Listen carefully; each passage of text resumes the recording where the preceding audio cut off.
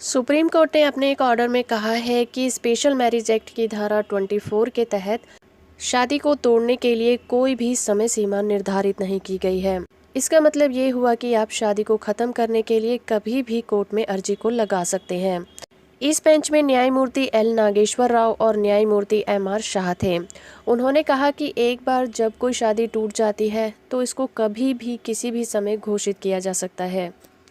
लेकिन निचली अदालत ने उसकी अर्जी ये कहते हुए खारिज कर दी थी कि स्पेशल मैरिज एक्ट 1954 की धारा 25 के तहत ये शादी को टूटा हुआ घोषित करने के लिए काफ़ी नहीं होगा।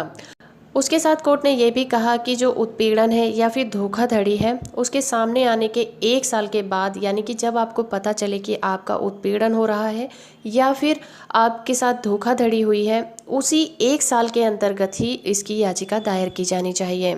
उसके बाद याचिका बॉम्बे हाई कोर्ट पहुंची और बॉम्बे हाई कोर्ट ने भी निचली अदालत के फैसले को ही सही ठहराया, जिसके बाद ये अपील सुप्रीम कोर्ट में की गई। सुप्रीम कोर्ट ने उसकी याचिका स्वीकार कर ली और फिर पीठ ने ये कहा कि अधिनियम की धारा 4 के मुताबिक किसी भी दो व्यक्ति के बीच स्पेशल मैरिज एक्ट के तहत शादी हो सकती है, बशर्ते दोनों में से किसी का पति या फिर पत्नी जिंदा ना हो। पीठ ने आगे ये कहा कि शादी को टूटा हुआ घोषित करने के लिए अर्जी दायर करने की कोई सीमा नहीं निर्धारित की गई है और अगर शादी गैर कानूनी है तो उसे कभी भी टूटा घोषित नहीं किया जा सकता, क्योंकि जो शादी कभी हुई ही नहीं उसे तोड़ा भी नहीं जा सकता। पीठ ने कहा कि निचली अदालत और हाई कोर्ट ने याचिकाकर्ता की अर्जी को खारिज करके गलती की है।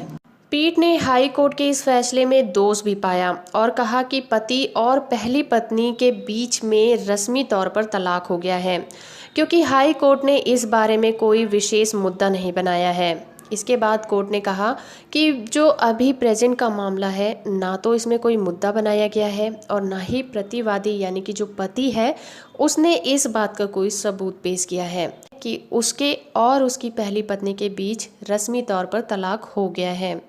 प्रतिवादी पति को ये साबित करना जरूरी है कि इस तरह का रस्मी तलाक उसकी जाति या फिर समुदाय में मान्य है। सुप्रीम कोर्ट ने कहा कि हाई कोर्ट और निचली अदालत ने गलती की है, क्योंकि यहाँ पर पति ने कोई ऐसा सबूत पेश ही नहीं किया। फिर भी दोनों अदालतों ने ये मान लिया कि पति का पहली पत्नी के साथ तलाक हुआ था। इसलिए कोर्ट ने ये कहा कि जब अपीलकर्ता और प्रतिवादी के बीच शादी हुई तो उसकी पहली पत्नी जिंदा थी, इसलिए इस अधिनियम की धारा 24 और 4 के तहत दोनों के बीच जो शादी हुई वो गैर कानूनी है और इसलिए अपीलकर्ता को ये अधिकार है कि वो इसे टूटा करार दिए जाने की अपील कर सकती है। अगर आपको ये वीडियो अच्छा लगा है तो आप इसे लाइक कर दीजिए, शेयर करिए और अगर अभी तक आपने मेरे चैनल को सब्सक्राइब नहीं किया है तो सब्सक्राइब कर लीजिए और साथ में दिए गए बेल आइकन को भी जरूर प्रेस करिए।